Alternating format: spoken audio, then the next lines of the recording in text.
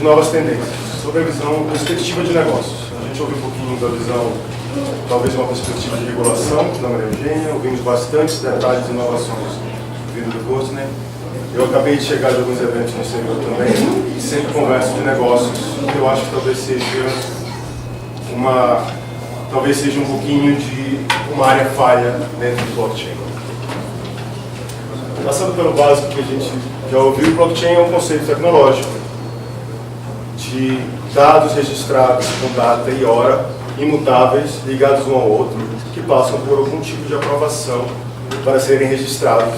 Quando você tem algo que é um registro imutável, você precisa ter certos cuidados antes de afirmar que ele vai ser eterno. A grande vantagem disso é que, uma vez que você passa por esses protocolos de segurança e faz esse registro, ele não pode mais ser hackeado porque ele está distribuído pela internet do mundo. E nem juntando todo o poder computacional dos maiores, como Google, Facebook, Amazon, não é possível você gerar o poder computacional para quebrar esse protocolo de confiança. Principalmente considerando que os computadores rodando as blockchains não vão contribuir para a sua quebra.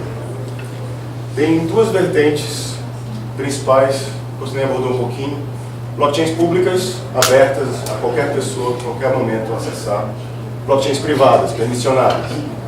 A gente vai ter exemplos de alguns novos negócios em blockchain e vamos ver algumas coisas.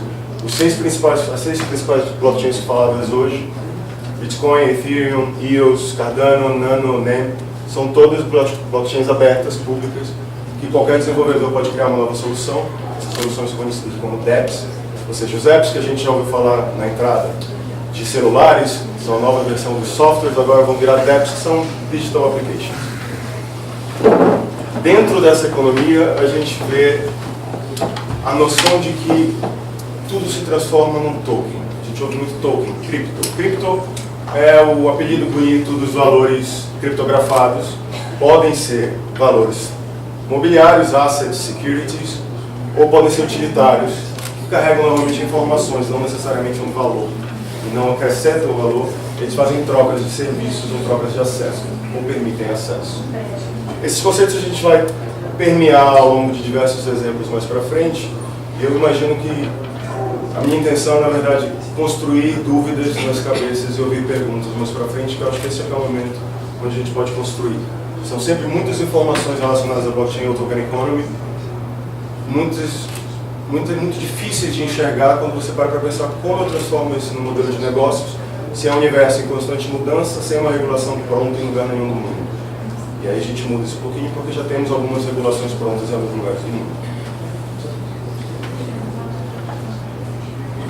Smart contracts, do jeito que foi falado pela Maria Eugênia e um pouquinho melhor esclarecido pelo Courtney, precisam ser melhor desenhados. Smart contracts é um conjunto de código, é um algoritmo, é uma sequência lógica que provavelmente vai ter uma linha condicional que estabelece um acordo, um contrato, um valor de contrato. Mas ele é automático, ele está registrado de forma imutável numa rede espalhada pelo mundo que não pode ser hackeado ou fraudado. Eu posso principalmente chegar e dizer: eu preciso fazer uma troca de valor. Eu quero vender uma casa e receber X bitcoins em troca dessa casa, na data X. Isso pode ser impresso em formato de um contrato, a ser levado no mundo que a gente vive hoje para um registro cartorário, e esse é um documento válido. Se eu escrever esse contrato, eu posso escrevê-lo na Ethereum, eu posso dizer, no dia tal, na conta, na carteira de bitcoins X, se for feito o pagamento equivalente a tanto, a propriedade dessa casa passa para o Thomas. Isso pode ser impresso numa forma de contrato e levado a cartório. Isso já é real. Isso já é uma forma de negócio que a gente tem hoje. Da mesma forma que a gente vai ter máquinas falando umas com as outras, através desses contratos. Então isso é um novo modelo de negócio que poucas pessoas falam hoje. A gente tem o conceito de que sim, eu falo com um computador, eu falo através de um aplicativo com o meu banco, eu converso no chat com um robô, não é uma pessoa que está falando com você. Tem uns nomes bonitinhos, tem a Bia, tem a Cindy, é um robô, é uma programação construída para responder a palavra-chave que você escreve lá. Dentro disso aqui a gente vai para um novo passo. E poucas pessoas estão falando de como a gente vai escrever negócios dentro desse mundo que não tem barreiras, não tem fronteiras, são poucamente regulados. E quem pode olhar para isso e interferir, que são instituições financeiras grandes ou governos, ainda não está suficientemente educado para isso. Mas é uma plataforma de confiança, é um protocolo de confiança. Uma vez que eu escrevo algo eu posso rastrear tudo que aconteceu antes, eu posso ver como esses valores chegaram naquela carteira. Quem foi o dono dessa casa nos últimos anos? Isso pode ser registrado, programado e colocado na internet. O principal valor dessa segurança é que eu não preciso mais de alguém para colocar um carimbo e dizer eu dou a garantia de que esse valor vai ser transferido. Caso você não receba, eu faço a transferência para você. Não, é automático, o computador vai fazer isso. Ele verifica se a carteira de origem tem aquele valor, ele viabiliza o contrato, se ambas as partes disserem ok, concorda, você tem a transferência desse valor. Em que mercados a gente pode aplicar isso? Em que mercados já temos aplicações disso? Imobiliário, por exemplo, que eu usei da casa. Seguros e garantias. Se o contrato estiver claro, tiver tido uma aprovação de um bom consultor, eu não preciso ter garantia ou seguro, porque o valor vai ser pago e eu verifiquei a carteira de origem, a carteira de fim e o valor daquela casa. Mas se eu precisar, se a gente precisa adicionar segurança, você contrata uma consultoria que pode fazer a verificação em loco, tirar foto da casa, verificar a escritura do código. Investimentos em startups eu não preciso nem citar nem em detalhe, porque nós recebemos todas as informações melhores e atuais possíveis na apresentação do Gosler. Já é a maior fonte de investimento para novos negócios do mundo. Ano passado, aquele valor levantado de ICOs foi algo como mais de 20 vezes maior do que os valores levantados por novos negócios nos Estados Unidos no ano passado. Ou seja, não tem mais como voltar atrás. A internet das coisas, o IoT, é quando a gente tem casas inteligentes, carros inteligentes. As máquinas falam entre si, trocam informações, tudo está conectado na internet. Se eu estou andando na rua com o meu celular, eu entro numa quadra do meu edifício, quando me aproximo da porta, ele reconhece a proximidade do meu celular e abre a porta para mim sem que eu preciso apertar um botão, digitar uma senha, carregar uma chave. Dentro da internet das coisas, eu posso dirigir um carro numa estrada de alta velocidade de uma forma agressiva ou de uma forma a poupar combustível. Se eu dirijo de uma forma a poupar combustível, o carro informa a internet, através da internet, a fabricante do carro, que vai ter um programa que vai me recompensar em tokens, a gente vai ver mais um pouquinho de tokens para frente, e eu acumulo, eu tenho ganhos e sou incentivado a ter um comportamento favorável ao meio ambiente, um comportamento verde, um comportamento de preservação. Formas de pagamento, o exemplo da casa funciona, mas qualquer pessoa aqui pode trocar valores em qualquer momento.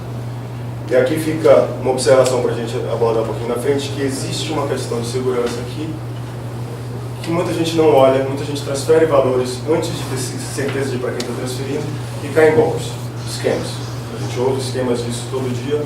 Hoje, talvez alguém já tenha ouvido aqui o exemplo que chegou para mim hoje, sequestradores de dados. Alguém invade um escritório, rouba os hardware, rouba os discos de um computador, de uma empresa que tem registros contábeis, de livro de clientes, e pede um Bitcoin depositado naquela carteira X em troca da devolução desses HDs.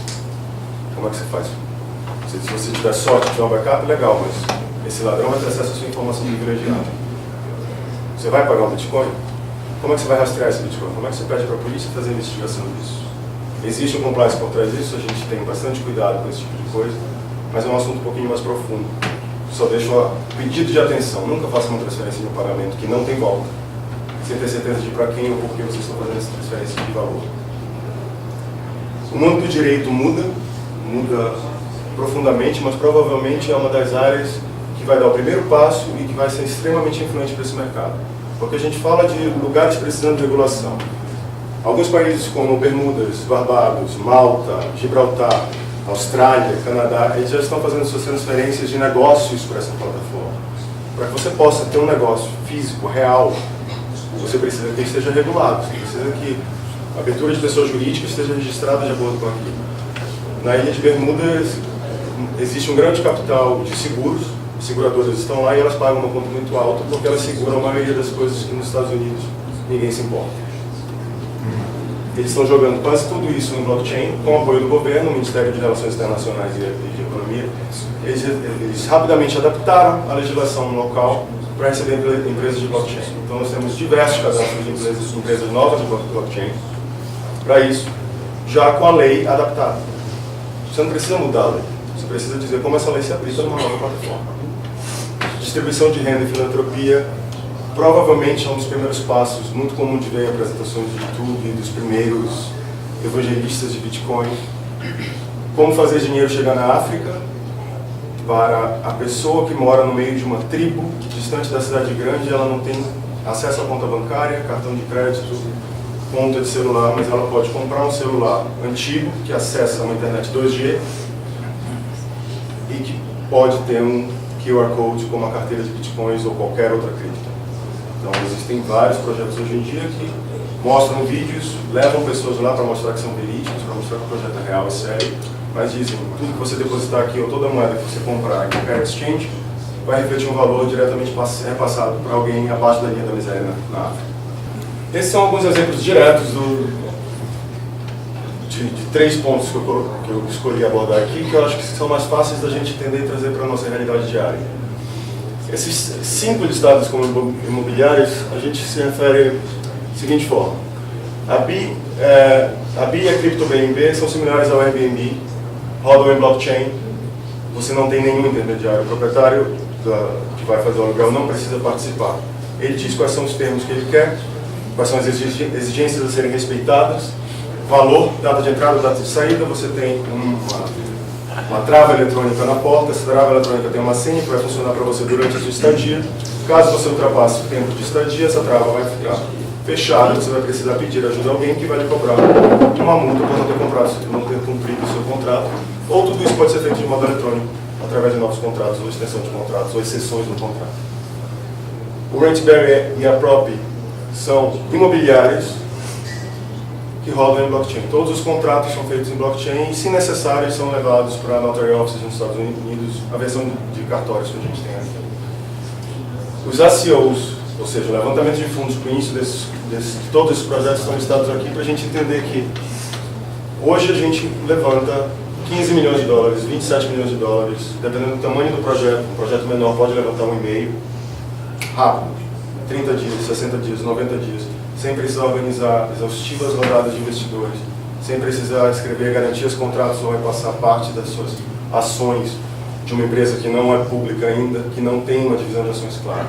Mas você pode dar garantias em retorno, você pode dar um número de tokens em retorno, e à medida que esse token, esse pequeno valor da sua empresa, ou pequeno valor a ser trocado dentro do seu sistema valoriza, o seu investidor tem uma valorização.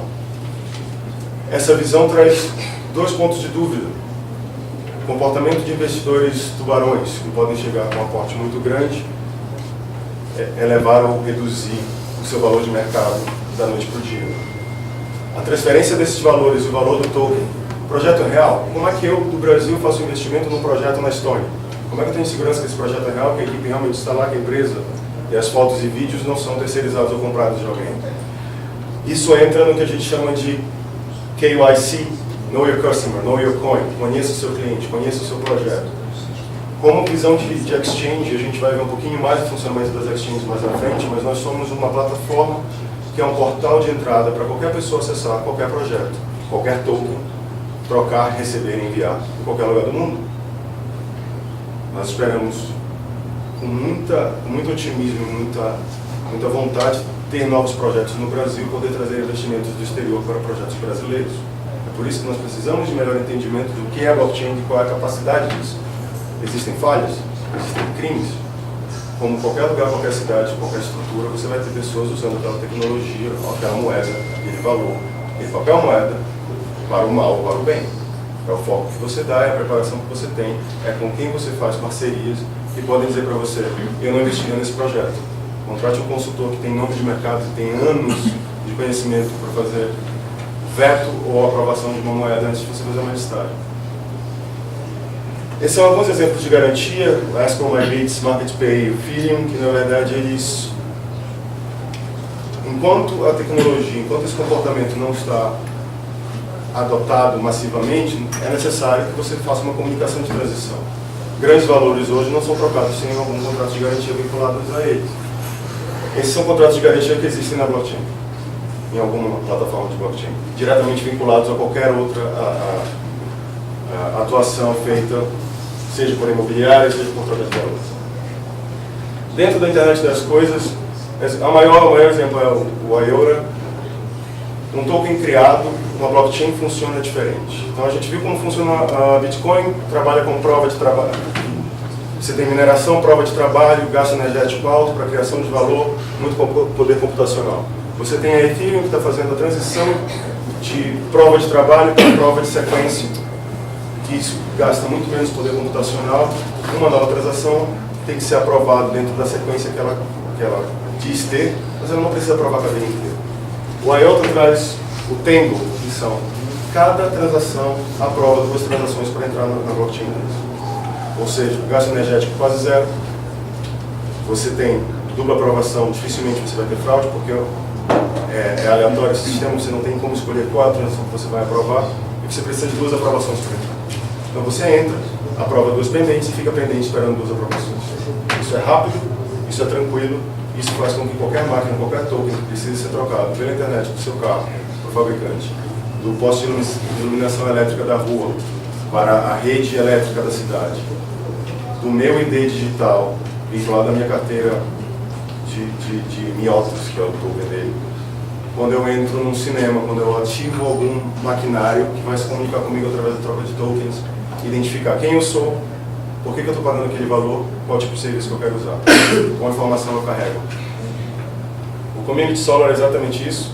São comunidades que investem em painéis fotovoltaicos, recebem energia solar, devolvem para a grade energética da cidade. Quanto mais eles devolverem, mais eles recebem em tokens internos que podem ser valorizados no mercado. Eles valorizam a empresa à medida que eles economizam tradicionais formas de energia para as cidades.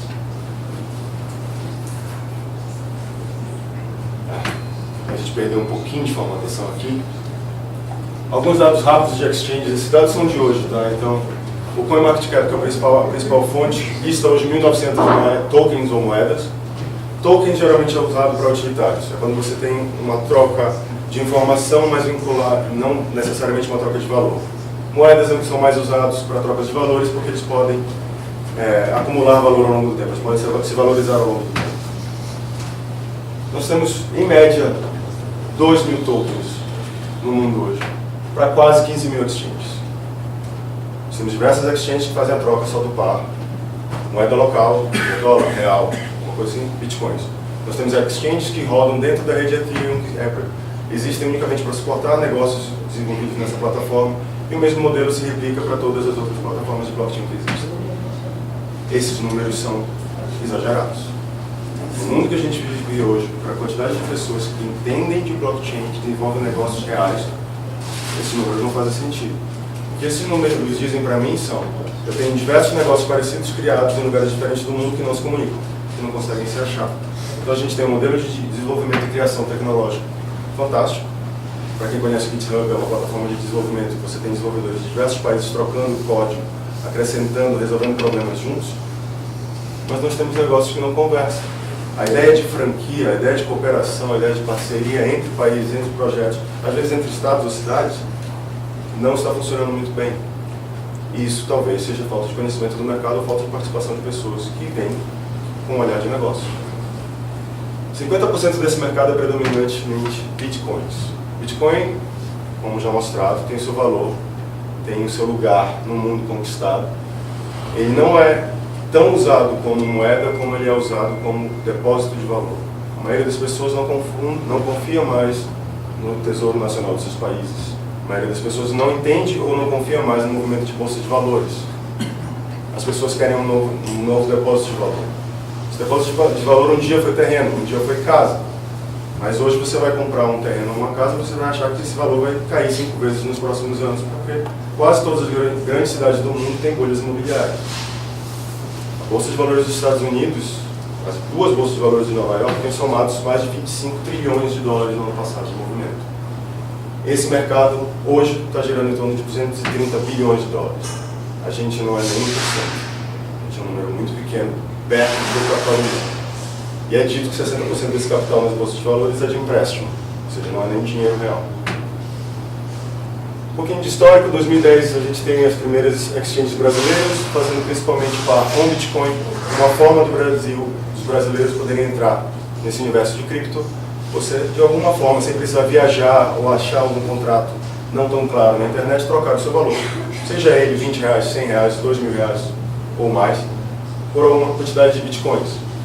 Mas nesse momento, qualquer pessoa que quisesse, ou vamos dizer, 2015, eu tenho um número maior de criptos, eu quero investir no projeto que eu vejo o desenvolvimento da Ethereum, eu vejo o Vitalik Buterin falando no YouTube, ou falando num jornal, eu quero, esse é um bom projeto, computador distribuído na computação mundial, no processamento computacional mundial. Eu quero investir, como é que eu faço? Você precisa transformar seus reais em bitcoins, você precisa transformar seus bitcoins em Ethers, que é a moeda do Ethereum. Um setor pouco explorado, quase ninguém conhece. As pessoas lembram de exemplos ruins do passado, mas não veem as possibilidades atuais.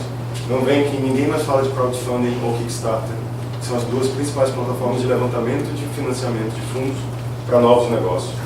A gente ouve falar em fintechs, a gente ouve falar em SEOs. Isso já são jargões que dominaram o mercado, dominaram os investimentos, mas provavelmente se você parar várias pessoas na rua, quase ninguém sabe o que se trata. O Bitcoin custava o equivalente a $10. Agora ele custa 7 mil. Os investimentos tradicionais baixaram, talvez confiança seja a palavra-chave, e a supervalorização durante o ano passado, já mais que mostrada pelo Kuznets, faz com que as pessoas possam lucrar 50 vezes em um ano qualquer investimento. Você poder comprar um Bitcoin por $1.000 e vender por $20 mil no fim do ano faz muita diferença. Não existe nenhum investimento no mercado assim. E não é um investimento tradicional. Você não tem a menor certeza de que isso pode acontecer. Ninguém sabe o que pode acontecer. A gente sabe que é uma tecnologia que é bastante adotada e que vai trazer muitas mudanças. Dentro das exchanges, o interesse é possibilitar que as pessoas tenham a escolha de uma nova forma de investimento. Principal passo: conheça o que você está investindo. Se você quer financiar um projeto, conheça esse projeto, veja uma apresentação, assista vídeo. É impossível que dois senhores que passaram sua vida inteira gerindo negócios, que nunca escreveram um código, estejam lançando uma nova tecnologia, só os dois sem um time de desenvolvimento. Se você entrar num site para pesquisar um projeto e ver que essa é a cara do projeto, não invista nele. Tem grande chance de ser uma fraude. Tem grande chance dessas duas pessoas nem existirem. O importante para a gente, como exchange, além de listar projetos que são confiáveis dentro da nossa análise, é informar as pessoas de como tomar decisões para trocar os valores de forma que você não perca o seu valor, você não perca o seu dinheiro. Se você vai fazer um investimento, você não quer que esse dinheiro se perca, você quer ter algum retorno de alguma forma. O principal objetivo é ter acesso, mas ter segurança. É importante que haja um relacionamento bancário, um relacionamento dentro da vaga regulação que existe hoje, de como essa troca de valores vai acontecer e como eu consigo rastrear quem fez essas entradas. Ninguém tem interesse de ser uma plataforma como a história triste da Silk Road aconteceu em 2013, usava Bitcoin para troca de valores e era majoritariamente usado para atividades ilegais, crimes, trocas de produtos falsificados, drogas, armas e outras coisas. Se você conhece o projeto, se você confia na integridade daquela empresa, dá para você o acesso a esse novo mundo, você já evita metade do risco de fazer uma transferência direta do seu valor para uma carteira de alguém, que pode estar no celular, pode ser um QR Code com uma câmera e uma tela, ou pode estar no papel, e esse dinheiro nunca mais voltar. Esse fenômeno fez um crescimento de 275% do valor do Bitcoin ao longo dos anos. A gente tem esse perfil de investidor, homem entre 35 e 50 anos. Esse é o perfil de alguém que já investe. Mas esse é um universo que qualquer pessoa pode investir. Todo mundo vai ter o mesmo trabalho de se educar, de entender o mínimo possível para saber fazer investimento, ou se aliar a alguém que inspire confiança. No resto do mundo a gente está muito atrás. Eu estava em Toronto 2 semanas atrás, num evento com mais de 2.000 pessoas, provavelmente, pelo menos 1.000 empresas relacionadas à blockchain. De todas as formas, todos os tipos de negócios, não só financeiras, mas toda forma de negócio que pode ganhar alguma coisa usando essa tecnologia, está adotando ela. Aqui a gente ainda precisa entender do que se trata e ver quais são as possibilidades. Falha na abordagem de negócio. E aí a gente entra em China. Eu vou só adicionar alguns dados, mas acho que já está claro quanto a China é importante para o mundo e quanto ela é importante para a adoção de novas tecnologias e para a rotina de finanças que a gente vive. 80% de todos os grandes ganhos, os grandes valores do ano passado foram liderados pela China em conjunto com o bloco asiático. A gente traz o conjunto do bloco asiático porque as regulações na China voltaram hoje em dia. Criptos e exchanges são proibidas lá, mas blockchain, investimentos em blockchain são permitidos. Então você tem uma comunicação da China com os países ao redor, porque é muito difícil você separar a blockchain de tokens, de criptos. São negócios intrínsecos. É compreensível a abordagem chinesa de evitar ICOs no momento para evitar fraudes, para evitar que qualquer pessoa na esquina crie um ICO, lucre 10 milhões de dólares e suma no mar. Entre os 10 principais investidores de blockchain no mundo, 5 são chineses. Os 2 maiores são os 2 maiores bancos. Os 2 maiores investidores em blockchain hoje, em tecnologia e desenvolvimento dos nossos projetos, são os 2 maiores bancos da China. A aliança entre bancos e cripto acaba com a competitividade predatória, elas estimulam a negociação. Se o banco conversa com uma exchange, se um banco conversa com um projeto vinculado a token ou cripto, ele valida essa transação, ele consegue ser um agente que vai evitar que esse universo receba investimento não rastreável. O banco, eles têm já um grande compliance, eles já têm esse investimento, esse formato regulado. Nós decidimos, a maioria das exchanges segue isso, a respeitar a compliance dos bancos.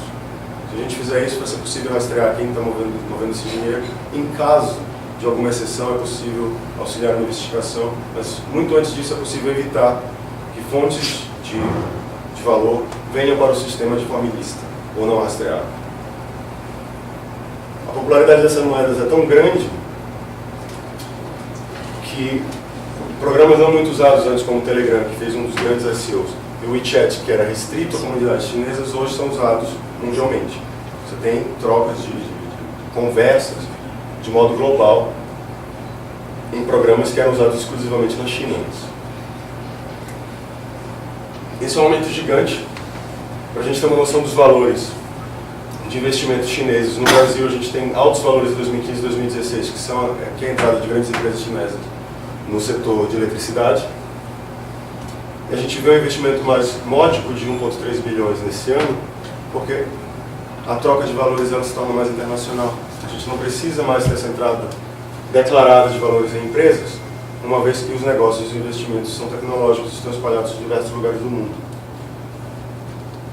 Nesse setor, a Coinbase entra como a primeira exchange global a atuar no Brasil a partir de abril desse ano.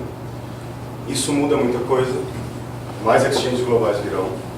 Esse é um negócio que tende a crescer. Nós somos um portal de acesso ao que acontece globalmente. É uma forma de se comunicar além da venda da esquina. É uma forma da gente entrar na internet, trocar informações, trocar valores, buscar informações de projetos diversos, buscar parcerias, conectar negócios em diferentes continentes. Algumas das diferenças os impactos que as exchanges trazem. Vale dizer que, como exemplo, nós temos listados 100 projetos, 100 tokens. Esses projetos podem ser um jogo, alguém pode gostar de jogar online, comprar uma espada especial, mas não quer passar anos jogando para conquistar aquele valor de tokens dentro do jogo. Você pode fazer isso através de uma exchange. Por quê? Por que eu vou pagar para uma exchange para pegar meus tokens e levar para um jogo? Para quem joga sabe o interesse disso, mas pense para a empresa que criou o jogo, que é japonesa, precisa registrar firma, registrar pessoa jurídica em todos os países onde ela tem clientes para ter uma transação de venda. É mais fácil trazer esse negócio para uma exchange. Maior segurança de dados por toda essa due diligence que é feita, ou seja, fazer o conhecimento dos projetos. Eu acabei adiantando, já foi metade desses bullet proofs. Mas o nosso principal foco hoje é conseguir fazer conversas entre os negócios pelo mundo. Do ponto de vista Brasil e América Latina, nós somos carentes de investimento. Quando você conversa com qualquer empresa nos Estados Unidos, qualquer empresa que esteja em Palo Alto, que esteja no Vale do Silício, conseguir respeitar os pontos exigidos de uma startup, ela recebe um investimento inicial de no mínimo 10 mil dólares. Isso já é o suficiente para você abrir um escritório. Aqui a gente precisa fazer rodadas de negociação, dar a sorte de ter um investidor anjo que gosta do seu projeto. E ainda assim não tem nenhum padrão para você seguir para isso.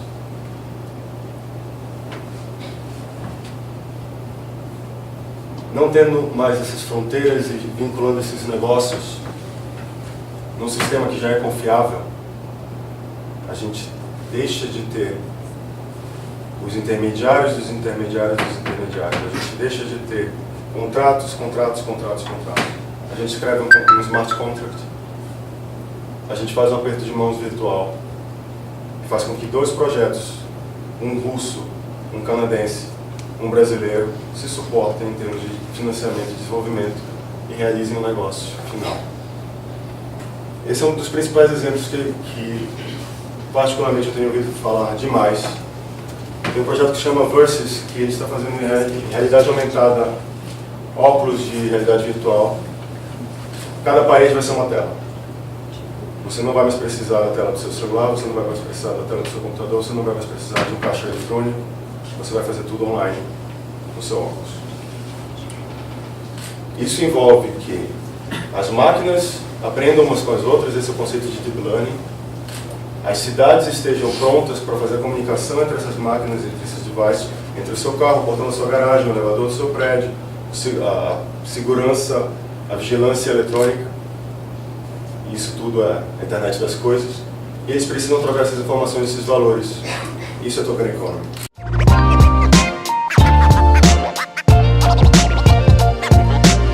Bom, eu vejo que tudo isso, quer dizer, eu acho difícil de implementar, mas tudo isso, se acontecer, vai ter que rever todos os conceitos, princípios jurídicos, tá?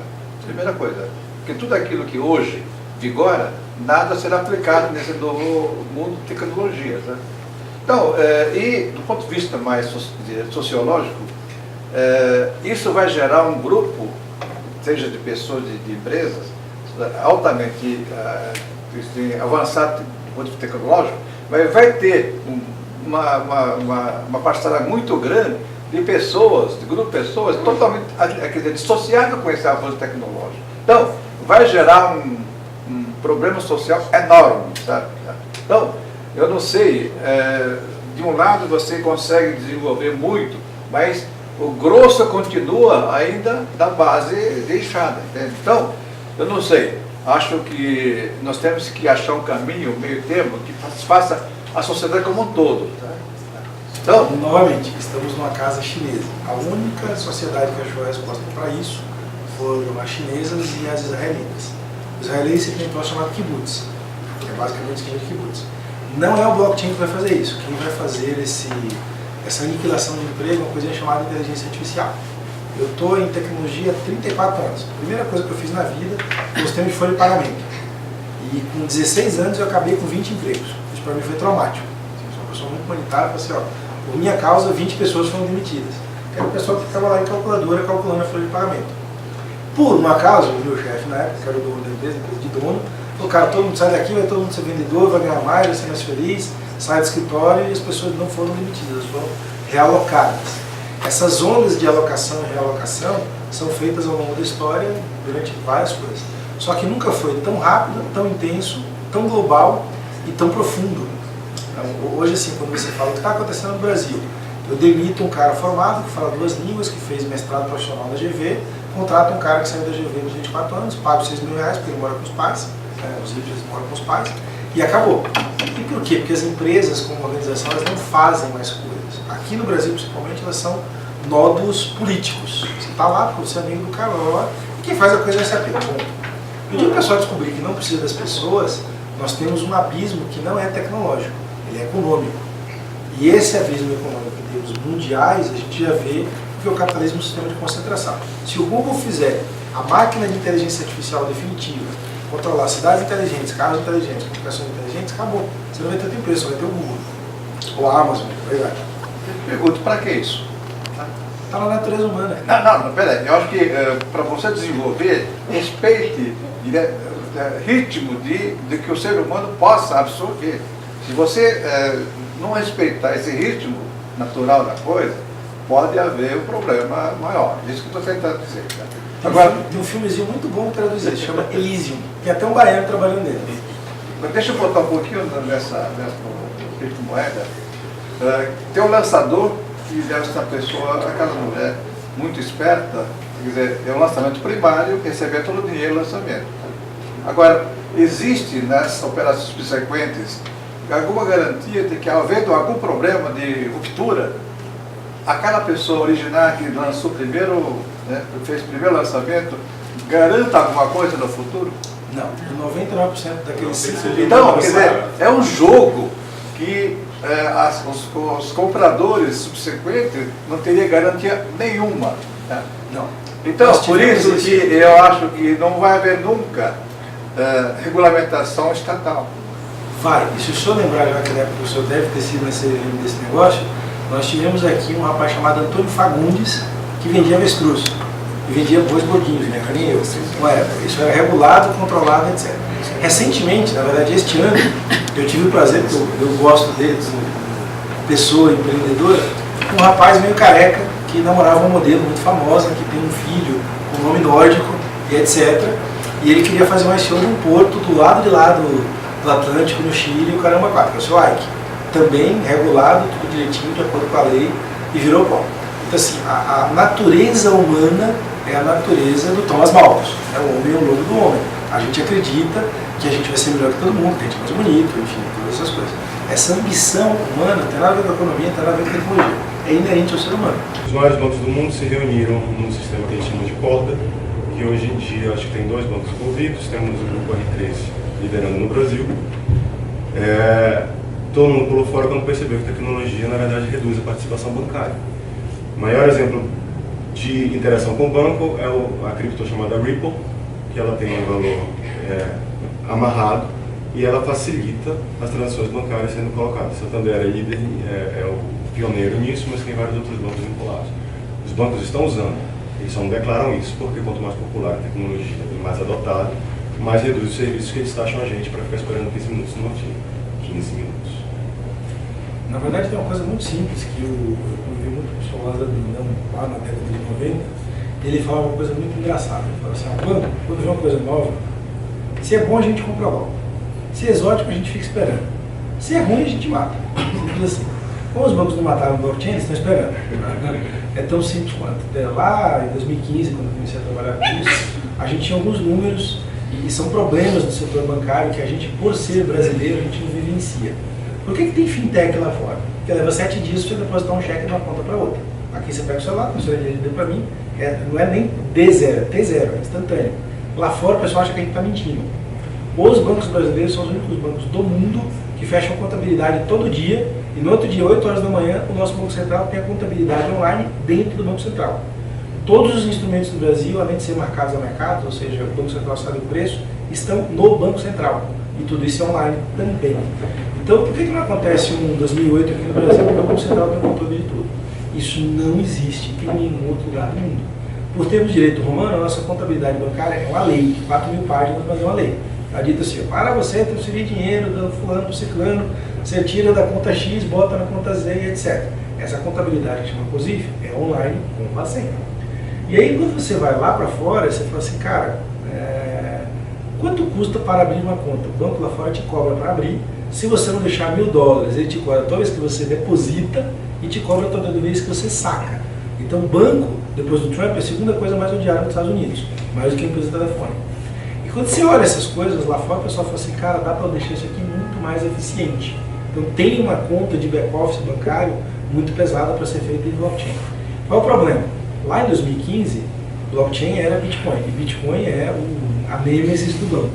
Lembra os cypherpunks, detesto o banco, 2008, os tweets só tem ladrão, tudo que é mercado de capitais é ladrão, etc, etc, etc.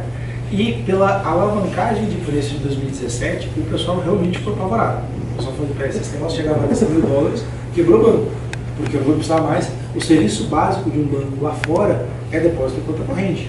30% do lucro do Bradesco aqui é aquela taxa maldita que a gente não sabe. Olha, se você vai ter uma cesta de serviço, que eu vou te cobrar 60 pau por mês. Aquilo é 30% do lucro do Bradesco. E é a coisa mais inútil do mundo depois do próprio Bradesco. Então, quando você olha essas coisas, você fala: cara, por que o pessoal não investe em blockchain? Porque o blockchain acaba com muitos caras.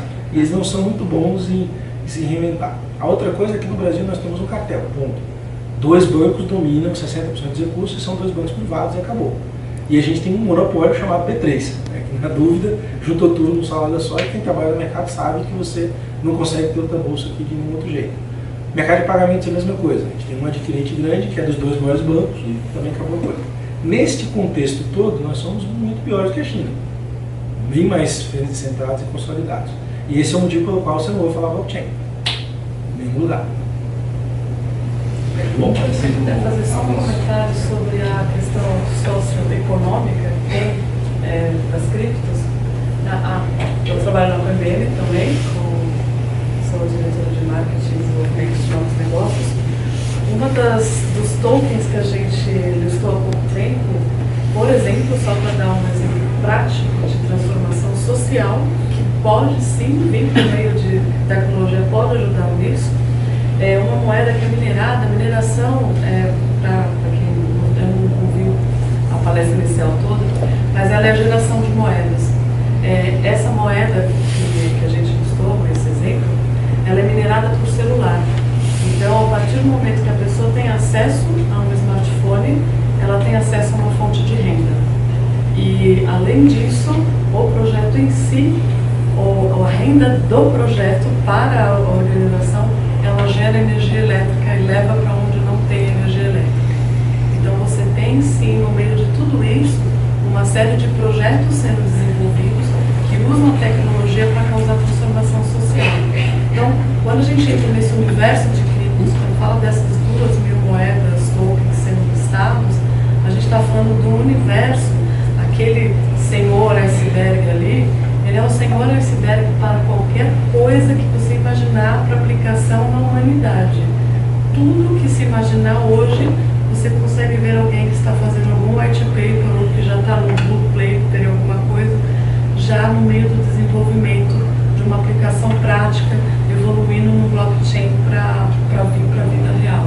Então, é uma revolução monstruosa que está acontecendo, que sim, o direito não vai ser como é e nada vai ser como é, e isso, sinceramente, é 10 anos para isso não ser nada como a gente vê hoje. Nada. Todo mundo precisa ser implementado em qualquer área. É o futuro que a gente está vivendo no dia a dia, vendo os projetos, conversando com eles. Assim. Realmente é uma revolução monstra que está silenciosa e que poucas pessoas estão vendo isso acontecer. Tem um lado que ninguém olha, que existe uma fase de transição. Existe, vai acontecer, só que ela vai ser mais curta do que a gente está acostumado. Então, por isso que a gente apela de queremos adoção em massa, queremos que todo mundo entenda, queremos trabalhar educacionalmente para que todo mundo entenda que isso existe, porque a gente vive isso no dia a dia e vê isso no dia a dia. Eu acho perfeitamente que uma coisa que vai acontecer vai ser dividido classificação de valor mobiliário e valor utilitário. Porque essa é uma regra que já existe hoje para bolsa de valores, pode ser na mesma hora transferida. Pronto. Você muda essa classificação. Existe, vai ter uma época de transação e adoção que vai passar, mas vai ser um passo muito mais rápido. A gente não vai ter 2 gerações, 3 gerações de transição. A gente vai ter menos de uma. Bem menos de Bem menos de uma. 5 a 10 anos. Só para lembrar, isso aqui ó, tem 10 anos. E isso é apêndice ser humano, né? Você esquece o óculos, carteira, esqueceu o celular sem fato 2 vezes. Pode esquecer a chave de casa e a carteira e Carrega o celular com a sala. Bom, pessoal, Quanto à tributação, a tributação hoje em dia parece que se você quiser pagar tributos, você paga sobre Bitcoin, não paga sobre moeda. Que eu lembre, posso estar cometendo algum erro, mas que eu lembre no Brasil não. Você paga tributo sobre moeda, isso você paga. Rapidinho o pessoal fez isso no D2. A Receita Federal, ela te dá uma orientação, não, né, gente? Sim, você declara, como você declara qualquer ativo, a Receita reconhece criptomoedas como ativo financeiro, sim. E se você tem ganho mensal acima de R$30.000, você tem que fazer a DARF e pagar imposto. Parece que foi desde o ano passado, foi alguma coisa Tem uns 3 anos. Desde 2015. Respondendo essa pergunta, não se paga imposto com criptomoeda, não. Não, com criptomoeda não, mas se você quiser declarar criptomoedas, Não, você paga imposto sobre as criptomoedas. sobre as criptomoedas que você declarar. Sim. Ganho patrimonial, tá? A mesma coisa. Agora, só que essa moeda que reconhece como ativo não pode ser usada para pagar imposto. Você também não paga o imposto com a ação da Petrobras. Não pode. Você paga em cima da sua É, da porque realização. por Você lei, realiza você em vai na cima do seu corrente. ganho. Senhores Calzitos, acalme-se, Vai criptomoedas. fazer um evento só de tributário, aí chamar os especialistas do tributário para sanar essa No dúvida. evento que a gente estava lá, tinha o professor da GV querendo cobrar IPI sobre Você cripto. paga para a Ah, acontece que isso aí tem que cobrar IPI. Pelo amor de Deus, prende essa dessa.